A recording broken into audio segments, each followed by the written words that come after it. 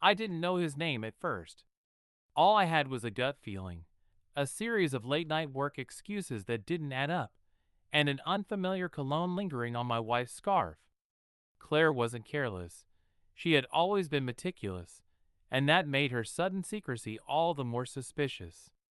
The first real crack appeared on a Sunday morning. She was in the shower, and her phone buzzed on the nightstand. I wouldn't have checked it. Honestly, I didn't want to be that guy, but the name caught my eye. Elliot, work. The message preview was innocuous enough. Hey, let me know if lunch is still on. But something about it didn't sit right. Work. On a Sunday? And why hadn't she mentioned lunch plans? When she came out of the bathroom, towel wrapped around her, I casually brought it up. Who's Elliot? Her reaction was instant and telling. Her face froze, her hand clutching the edge of the counter for support. Elliot? He's, just someone from work. Why? I shrugged, trying to play it cool. No reason. Just saw his text pop up. Her expression shifted quickly, her smile forced. Oh yeah. He's on my project team. We're grabbing lunch to discuss a few deliverables. Deliverables. The word felt hollow, but I didn't press. Not yet. The following weeks were a blur of subtle shifts. Claire's laughter at home felt less genuine, her kisses more perfunctory. She'd started dressing differently, too. Sleek, tailored outfits that screamed confidence but felt out of place for someone working in logistics. I started noticing patterns. Late nights at the office, unexplained weekend meetings, a new perfume she never wore around me. It all came to a head one Friday night. She claimed she was working late again, but when I called her office to check, the line rang out. My stomach sank, and I decided to do something I'd never done before: follow her. She wasn't at the office. Instead, I found her car parked outside a cozy Italian restaurant across town. Through the window, I saw her seated at a table with a man, Elliot, I assumed. They were leaning in close, her hand resting lightly on his arm as they lapped over glasses of wine. The sight hit me like a punch to the gut. My first instinct was to barge in, to confront them both right then and there. But something stopped me. If I wanted the truth, I needed to be smart about this. I took a photo of them with my phone, my hand shaking as I hit the capture button. Then I walked away, my mind racing with questions I didn't want answered. The next morning, Claire acted like nothing had happened. She greeted me with a kiss, poured us both coffee, and started talking about her weekend plans. I couldn't hold it in any longer. How was work last night? I asked, watching her reaction carefully. She froze for a split second before recovering, her smile never quite reaching her eyes. Oh, it was fine. Busy as usual. Really? I said, pulling out my phone and placing it on the table. Because it looked like you were at an Italian restaurant with Elliot. Her face drained of color, and for a moment, she just stared at the photo. James, I can explain, she said finally, her voice trembling. Go ahead, I said coldly. I'm all ears. Claire's eyes darted between me and the photo, her mouth opening and closing as if searching for the right words. It's not what it looks like, she said, her voice shaky. Don't insult my intelligence, Claire. I snapped, my patience wearing thin. You've been lying to me for weeks. So why don't you start with the truth? Who is Elliot to you? Her shoulders slumped, and for a moment, I thought she might deflect again. But then her resolve broke. He's someone I work with, she admitted, her voice barely above a whisper. It started out innocent, I swear. We were just friends. But things got complicated. Complicated? I repeated, my anger bubbling to the surface. That's one way to describe sneaking around behind my back. Tears welled up in her eyes, but they didn't move me. Not this time. Why, Claire? I demanded. What does he have that I don't? Why wasn't I enough for you? It wasn't about you, she said, her voice breaking. I I felt stuck, like we were in a rut, and I didn't know how to fix it. Elliot made me feel noticed again. The words cut deep, sharper than I expected. I stood there, staring at the woman I'd built a life with, wondering how it had all come to this. Before I could respond, her phone buzzed on the counter.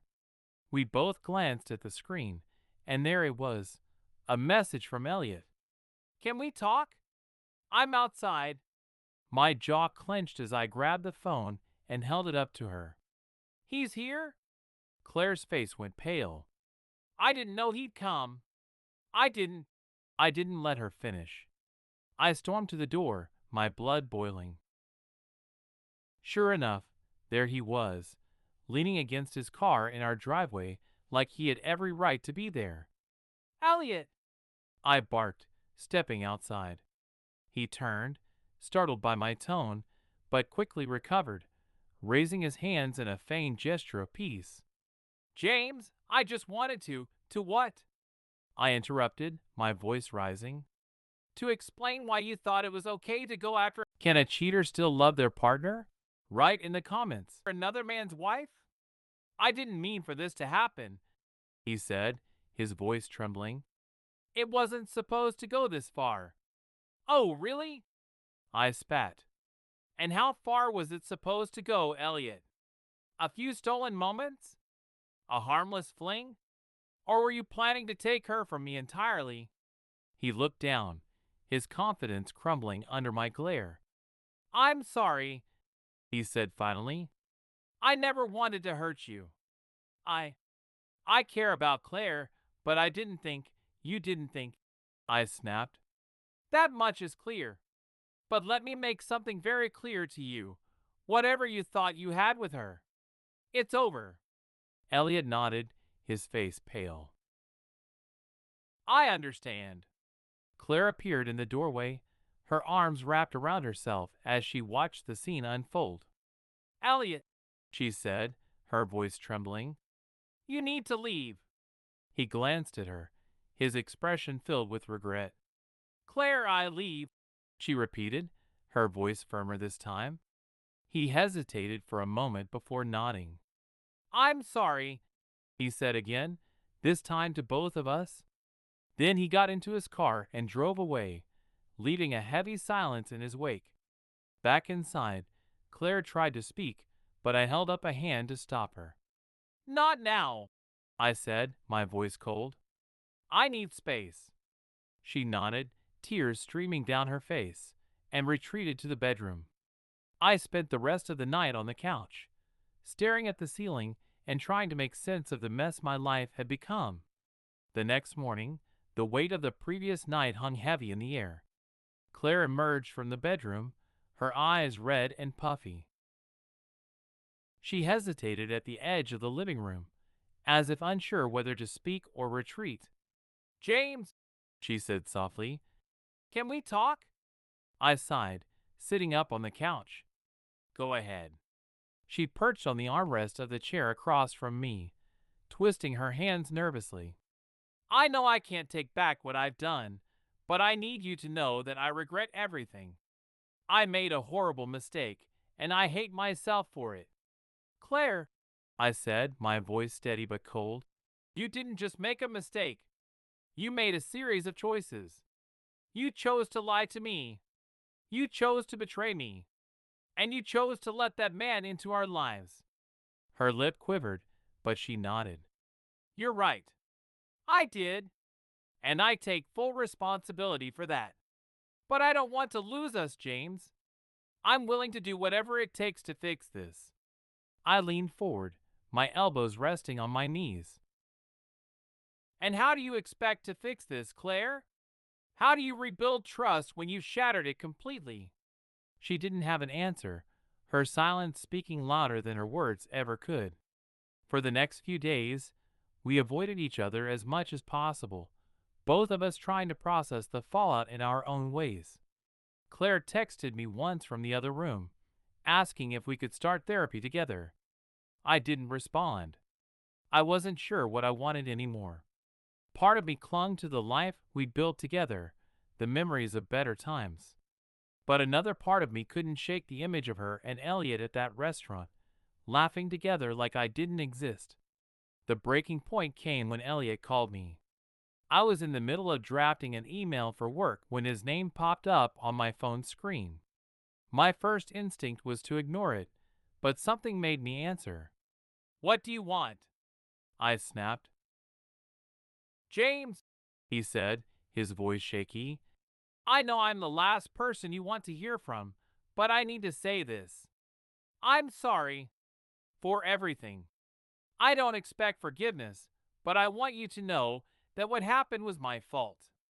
I scoffed. "Oh, really? And here I thought my wife had a part in it, too." He sighed. "She did, but I pursued her. I crossed boundaries I never should have. And now I've lost my job because of it." I paused. "Your job?" "My company found out about the affair," he admitted. "HR got involved, and I was terminated yesterday. I've lost everything, James. My career, my reputation, all of it. And I deserve it." His voice cracked, and for a moment, I almost felt sorry for him. Almost. "Good," I said finally. "You deserve every bit of it." When I told Claire about the call, she looked stunned. "He lost his job?" she asked, her voice filled with disbelief. "Apparently word got out," I said flatly. "Not that it matters. He's gone. Out of our lives for good." She nodded, her expression unreadable. "I didn't want this to happen, James. Any of it." "Neither did I said, my voice heavy with exhaustion. She reached for my hand, but I pulled away. "Claire, I need time. I can't just forgive you overnight. I don't even know if I can forgive you at all." Her face crumpled, and she nodded. "I understand," she whispered. In the weeks that followed, Claire moved out temporarily to give me space. She stayed with a friend while I tried to piece together what I wanted. I started therapy on my own, hoping to sort through the anger and betrayal that clouded my thoughts. Claire sent me letters, handwritten, heartfelt apologies that detailed her regret and her hopes for reconciliation. I read them all, but I didn't respond. I wasn't ready. It wasn't until months later, sitting in a quiet cafe with my therapist's words still ringing in my ears, that I finally made a decision. Forgiveness didn't mean forgetting, and it didn't mean returning to what we had before. But it could mean letting go of the bitterness and choosing to move forward, whether together or apart.